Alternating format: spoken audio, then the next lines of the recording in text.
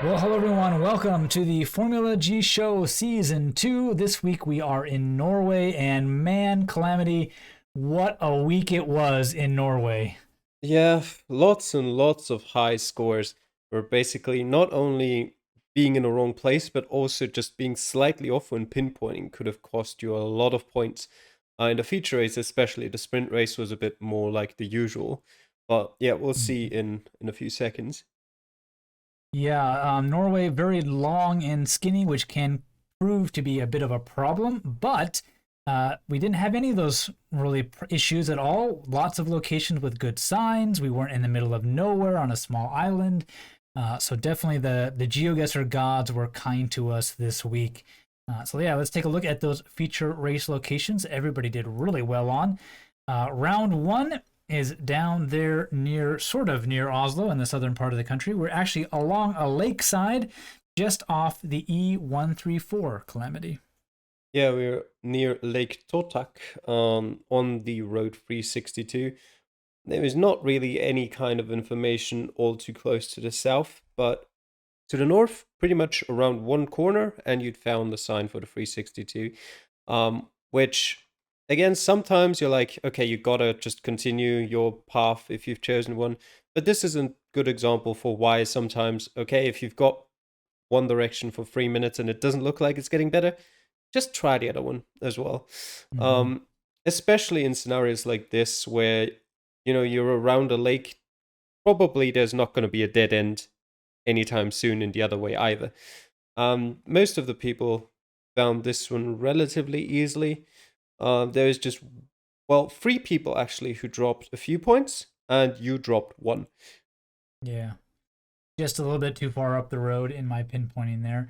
But it's really cool to look at the times for this one because there are a lot of people who, as you said, got an ace in the round, but a majority of them taking 4 minutes or more, and probably a lot of them at 5 minutes.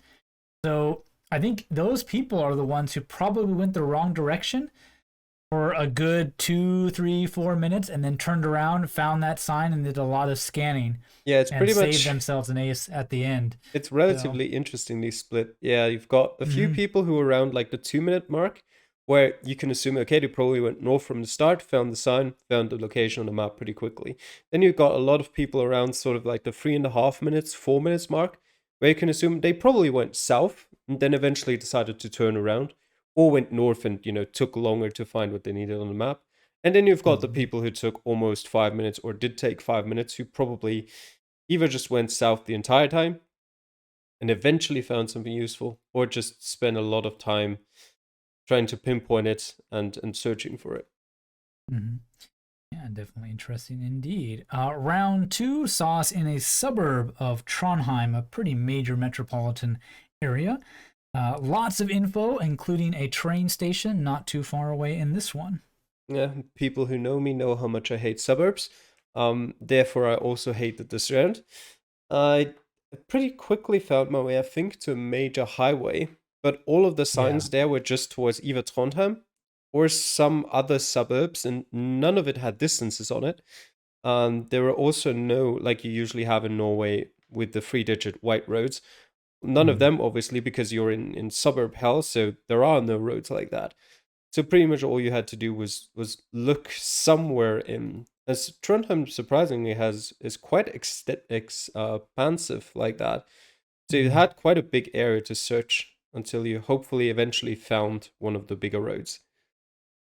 Yeah, and there's plenty of points of interest around the area to help you pinpoint the location once you did hone in on it. Round three saw us on the E16 near the little town of Dale, not too far from the 569 intersection. This round was also a little bit tricky in terms of it was a pretty big, perfect game killer across the board. Yeah, it was definitely the easiest to find and definitely the hardest to pinpoint. A couple things I learned afterwards that might help you out here, such as that the road, you can see if you zoom in there that the road splits up, which it doesn't really do in reality, um, Mm. until like 100 meters later.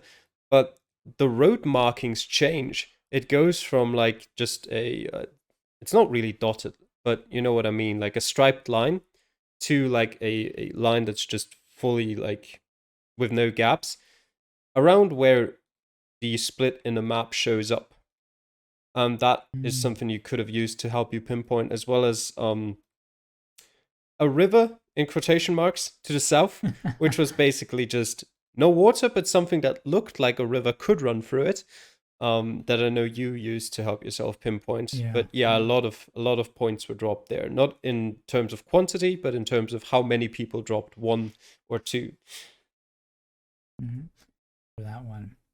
Oh yeah, I definitely use that kind of on Google Maps. It looks like the road splits into two. The eastbound going one way and the northbound, and the westbound going another way.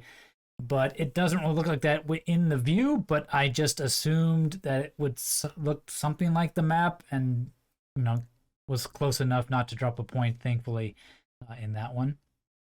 Round four saw our only location, even remotely in the northern half of the country. We were way up north on the little island out in the town of Hammerfest, right near the airport. Yeah, not actually a lot of information that close by. You had to travel down a bit into the city or town to find some Mm. useful signs. At least as far as I'm aware, it was the only way you could really go. Everything else was dead ends. Yeah. Once you made it there, you usually figure it out. Also, we were close, like we were on an island next to the ocean. So if you figured that out, it also narrows it down a bit. Relatively little trees pointing you towards the north of the country. And using all of those information, all of those clues combined, most people eventually found the place. Mm-hmm.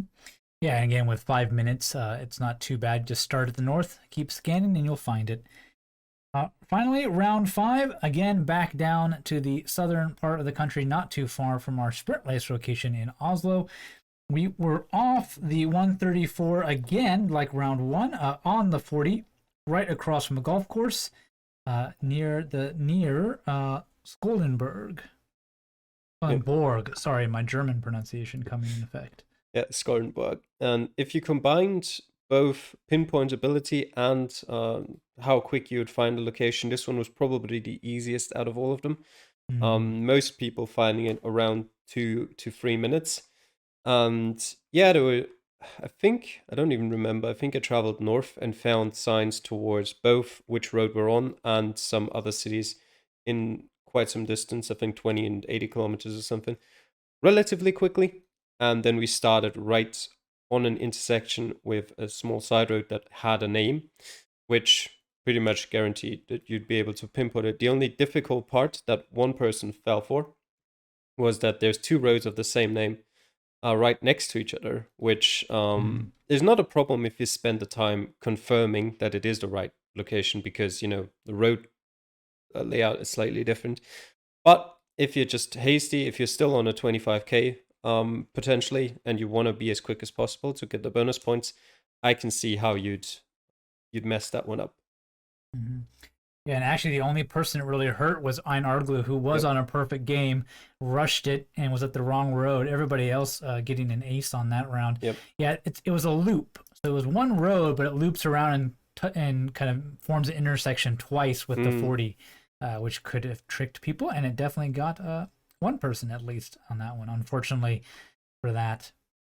Well, as we've been mentioning throughout this entire thing, the score is very, very close. So let's take a look at them in a bit more detail here. The top seven all in perfect games. You had to lose less than 2 points to be in the top 14, with Calamity getting that last spot. Danny Blondes at 15, only losing 2. On Arglu at 16, only losing 5, and then a bit of a drop off from there. But yeah, distance was the big thing. Separating the people who lost a point was pretty much. I think you mentioned, Calamity, how bad they were in that one round where they Yep. lost a point. Yep, mostly.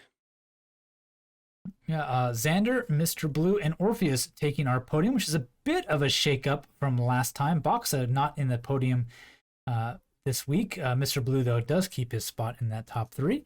Other noticeable things, Ordboka does put in a pretty strong performance, given that it is a home country from him, as well as Labam Greb.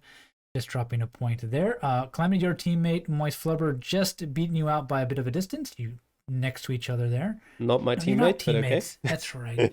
It's the other. There's what? There's 4 Norwegians, and I gotta get them all shuffled. Yeah. Anyway, yeah, DNS is unfortunately again for Simi, Talimpala, and Slovak Goli, just busy with their work and slash schoolwork at the time, not able to play in the time allotted for that one. Yeah, any comments here on the scores for this one? Yeah, it looks a bit mixed up. Yeah, it's always, if when it comes down to 1 point, you're gonna see surprise results. Shumi seems to have gotten going now. 2 top 5 results in a row in feature races after not picking up a point in the first 5 weeks. So that's good for him. Closed also, finally another decent result for him after winning last season, this season kind of being very far down there in the table. Wakelok has also picked up a few important points for himself. And I think Ordboka as well, kind of struggling so far this season. Same as you, in terms of really getting up there in the point standings. So quite a lot of people you normally don't see that far up there getting quite a few points. Whereas you see Boxer all the way down there, Max all the way down there. Quite a lot of people who are quite high up in the table, especially Jack as well, in 12th, not getting any points in a feature race this time. Yeah. I think I got a little bit lucky with how many people were on 24,999. Just my distance saving me, getting me all the way up to the top of that list with that one. I definitely think it came down to time. I used almost all 5 minutes of every single round just because it was really easy as you're playing through, and I'm like, everybody's gonna get this, and I'm not gonna worry about distance and speed. I don't care about those bonus points. Just get accuracy, and yeah, it paid off today, thankfully. And even though I was only 8th place, so very competitive for this one. Well, our sprint race was in Oslo, which, oh boy, was quite an interesting city to have a race in indeed. We'll take a look at those locations here. And the order, of course, shuffled for everybody, but this order is Calamity, the one you had. So our first round, pretty much downtown in the city. Yep. One interesting thing about Oslo, it kind of looks like, if you look at it on the map, that you'd be relatively quickly able to tell, okay, the water is that direction, so we got to be somewhere here. But the problem is with Oslo that it's relatively flat to the north. So if you're anywhere further north than like the center of it, then you're not going to be able to see the water anywhere. And unfortunately, there's very little information in Oslo that can really point you to a specific region of it, which I'm assuming a lot of people struggled with. The round 1, though, sort of almost next to the harbor, next to the opera house, pretty easy location on a big road. So you would have pretty much, no matter where you went, you would have found enough information for that one. Yeah, able to see the opera house and whatnot, so not too bad. Round 2 saw us head way north, and of course we could not see the coast at all from that point of view. We were close to a river and a major road, the 161, so you could have found signs for that. Yeah, unfortunately, I didn't find anything really. Just the way that the area looked sort of made me think we were in a park. So I looked at all the parks, and I didn't find the road I was looking for anywhere. And I was actually in a park relatively close by, and then I switched to a park on the complete other side of the city. So that wasn't very nice. Yeah, I found I don't remember which way I went now, and I'm trying to look at it on the map real quick, but I don't see it. As you drive past something, it says the neighborhood name, and there's a map of the neighborhood, and it has the river on it. And so I'm like, okay, well, I'm close to the river. I don't know which side I'm on because orientation of these local maps is never accurate, right? And so I just started scanning up the river until I found some street names that looked similar, and then zoomed in from there. I just was a little bit off. It's lots of little like cul-de-sacs and like loops, and so it's like, oh, is it this one or this one or this one? So I think I was 1 block off just in my counting for that. But yeah, really cool little bit of information and find there on that one. Round 3 saw us next to a church, and what do you know? That's nothing special in Norway. Definitely not in Oslo, no. So just there's some countries where you can go, okay, there's a big church here. Okay, look at the map. Okay, there's the church. In Yeah, Oslo, exactly. not really a thing. It wasn't the biggest church. So you kind of had to go around a bit. You were on a relatively big road, so that might have helped. You also had sort of a cemetery to the north in a park that you can kind of see on a map. Mm. And yeah, eventually, because you're on a pretty big road, most people, I assume, got that one as well. Yeah, it was a pretty easy one if you could find the kind of intersections and the road names and whatnot for that. Round 4 was probably, well, I would definitely think one of the most interesting locations, if not the easiest. We were on a bridge in the large park of Oslo. Yeah, I wouldn't call it the easiest for two reasons. Reason one being that you couldn't actually exit the park, so there was Mm. nothing that you could use to confirm that that was the right park, in fact. Um, and number two, there's a lot of parks in Oslo. Um, so you'd have to check quite a few of them. Maybe you can kind of tell the size of the park. Maybe you can look at some of the structures in the distance and, you know, Mm. on the map there in the right park, there is a monolith mark that you can see from the start. So if you zoom in far enough, you could, make sure that's where you are. It was a bit odd to pinpoint. I mean, thankfully, there is a bridge over a river there that Mm. made it a bit easier, but it sort of felt closer on Street View than it actually was on the map for me. Yeah, I guess that is true. But I mean, just the layout of the park reminds you of one of those like imperial palaces you'd see somewhere like in Versailles or in Berlin, outside of Berlin or something. So you're like, well, just the markings even on Google Maps looks like that kind of garden, and that major bridge is a pretty nice landmark and fitting for a sprint race in Oslo. So, and then there was a few small clues you could use as well. But yeah, very very beautiful location if nothing else.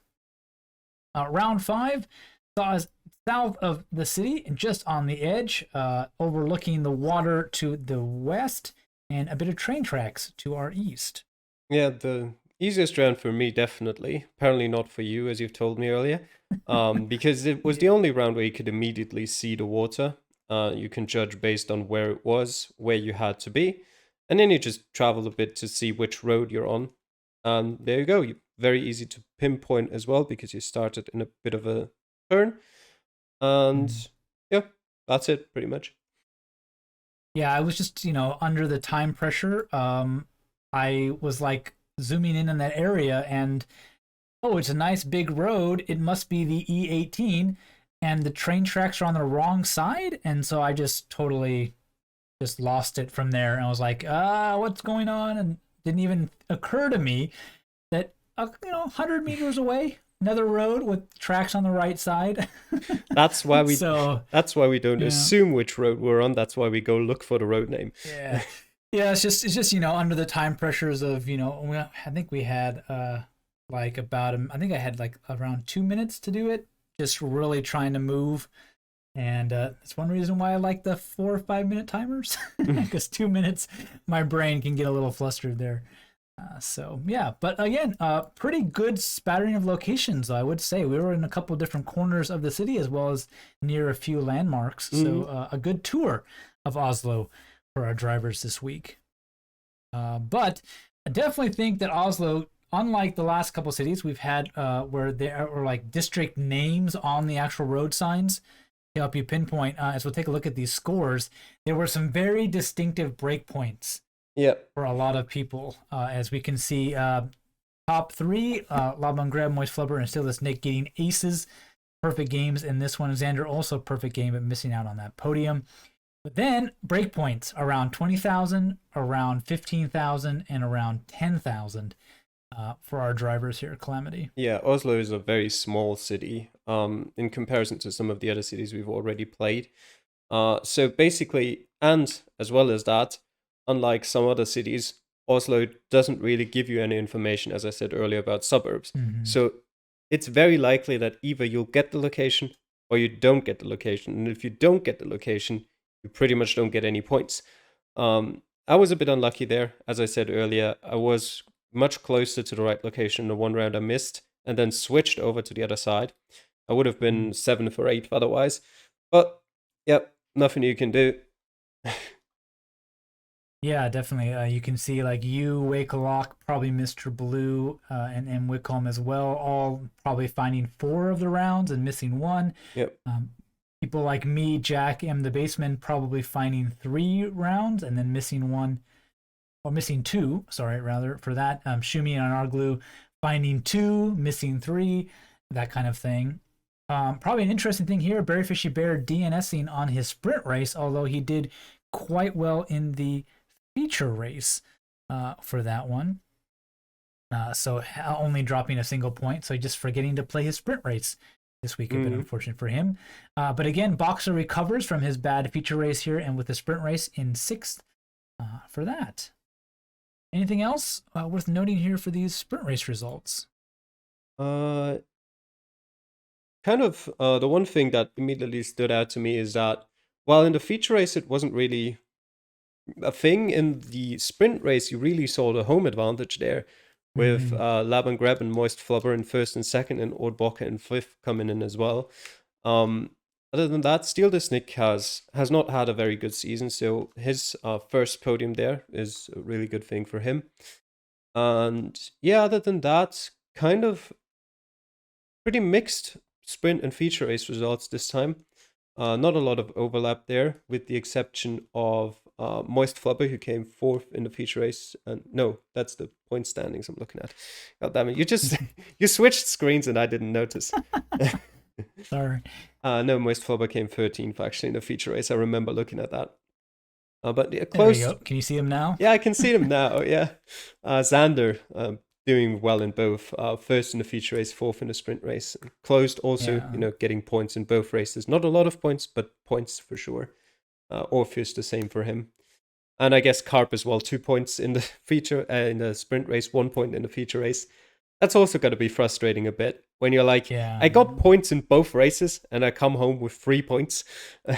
Yeah, he almost would have traded it for a better score on one or the other, for sure. Okay, well, let's look at how the driver standings is shaping up after this 7 weeks here. Boxa keeps his top spot in 1st place. The gap between Mr. Blue and Orpheus still very close there. Moist Flubber in 4th and Max I keeping the top 5 the same from week 6. Calamity sitting there in 8th for yourself there. Other than that, not a whole lot going on. Shumi and Simi sitting at about 22, not too far apart towards the bottom end of that table. A pretty close gap around the midpoint, though, Calamity, for the drivers, around the 40, 50 point mark or so. Yeah, it's still relatively close in the midfield all the way to the bottom. The only gaps that really appeared are between Boxer and his followers, and between position 4 and 5. They've got a bit more of a gap. Still not unable to overcome that, but, one race win wouldn't be enough to close. Well, it would be enough to close it, but not to overtake the person in front of you. Good week for the Norwegians, mainly, Laban Greb and Moist Flubber. Also Ordbocker, decent week for him. He'd only had 14 points before this week, so he picked up more points in this week than in all the weeks prior. Same goes for Shumi as well, who picked up 12 points this week. Yeah, apart from that, not too many changes there. Yeah, I've got quite a few points from my perspective, at least at 14, but it's not quite enough to move me out of the bottom 5, which is kind of my goal was to be out of the above 20th. I think it's still achievable. Got a couple more weeks left, but some pretty tough competition around that lower half to be competing with for sure. Okay, well then let's take a final look at the Constructor standings for this week. And again, the tops doesn't really move too much, but the gap getting a little bit closer between 2nd and 3rd. Again, Nordhagen still running away with things with Box's strong performances. I think our top 5 stay the same as last week, if I'm not mistaken.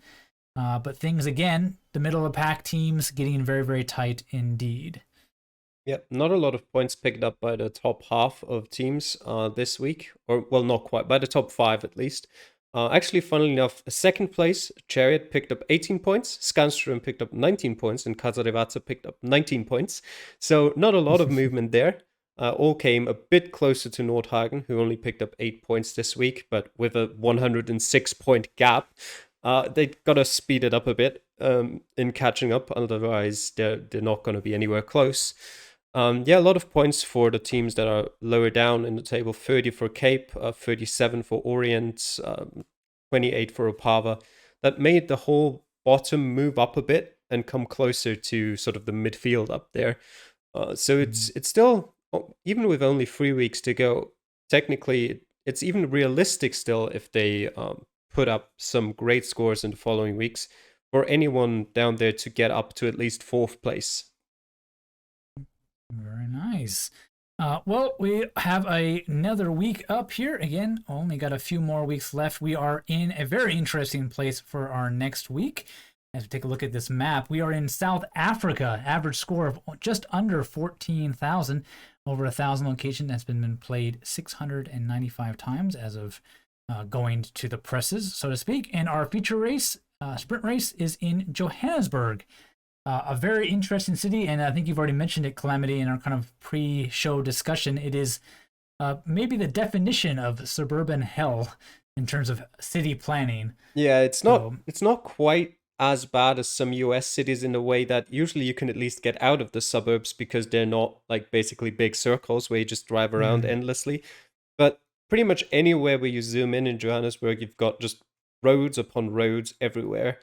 And it can be very difficult to find the right one. The good thing about Johannesburg, at least, is that you usually find relatively many references to the suburb you're in or the district you're in, and never really know what they're called in any given city.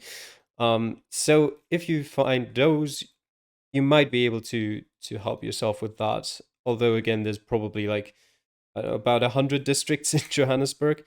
It's also, you probably would want to take a good look at the border of the city beforehand, because if you just look at it on the map, given how Johannesburg is pretty much right next to Pretoria and also has a lot of other smaller cities around it, you probably can't tell where exactly the city limits are unless you look at them beforehand.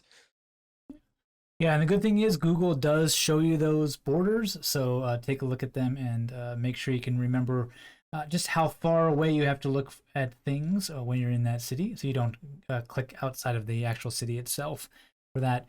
But South Africa as a whole, pretty well labeled. The road network isn't too bad, but it is huge, and you can get stuck in the middle of nowhere, Calamity. Yeah, usually you'll find yourself on a road, on a highway somewhere in South Africa, and generally you'll get signs at every, mostly even smaller intersection with a road. Not necessarily always with a road number, but in a lot of cases that as well. Then the main part just comes from, can you find that road number, because they're not well ordered at all.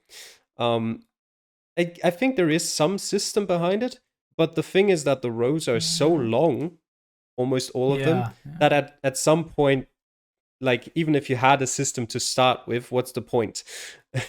Yeah, exactly. Like you can find it, and you could be way up by the Botswana border, for instance, when you find the number, and then your actual location can be way south, something like that. So that can be a bit tricky. Other than just familiarizing yourself with the roads and trying to work out some kind of system, area codes, are they pretty well organized for South Africa? They are well organized. Usually, though, if you're in the middle of nowhere, the area codes won't help you. The thing that they're good for definitely is differentiating between cities. The problem is that usually that's not that big of a deal anyway. So area codes are very useful if you're doing like no moving games in South Africa, because if you're in the cities, there's so many area codes around that you're actually quite likely to be able to see one from where you start. So obviously knowing them helps you, just confirming the city quicker, and you don't have to worry about finding out which one you're in. But it's I don't think it's a necessity for the feature race, and obviously not for the sprint race, because, well, you already know which city you're in. Yeah, very nice. Well, it should be definitely quite a change of scenery from our last map in Norway, and we wish all the drivers the best of luck in South Africa. Well, thank you all for watching. If you haven't yet, check out the actual feature race cast we did of Norway, as well as all the other weeks, so you can see exactly how all this stuff unfolded as we get towards the end here and are about to crown our second Formula G champion. And we'll see you all then. Take care. Bye.